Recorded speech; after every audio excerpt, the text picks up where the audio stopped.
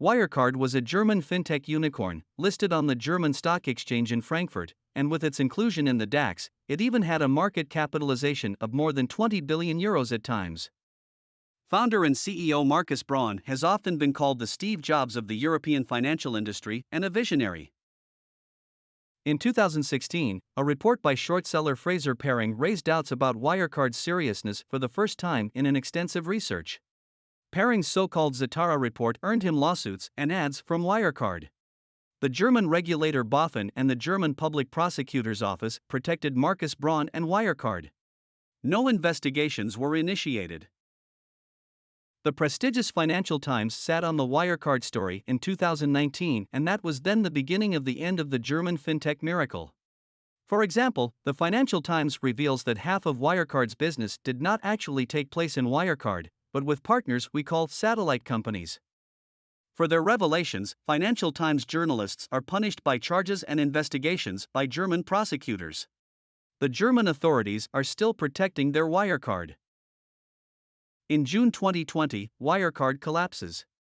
Banks in the Philippines where 1.9 billion euros were supposed to be located inform the auditor that the money is not there.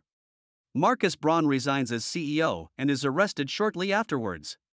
His colleague and chief operating officer Jan Marsalek flees and is currently said to be in Russia. Wirecard files for insolvency at the end of June 2020.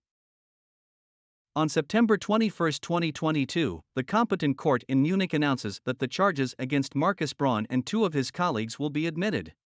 Among other things, the public prosecutor's office accuses them of balance sheet manipulation and systematic fraud. In total, they are said to have damaged Wirecard creditors by 3 billion euros, the prosecution says. But is that really the whole truth? Were Markus Braun, Jan Marsalek, and the two people now charged really the driving force behind Wirecard?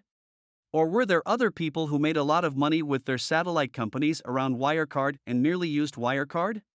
Was Markus Braun perhaps just a greedy or naive victim? There are many indications that the hypothesis that Wirecard was just a vehicle for a large-scale money laundering scheme is correct.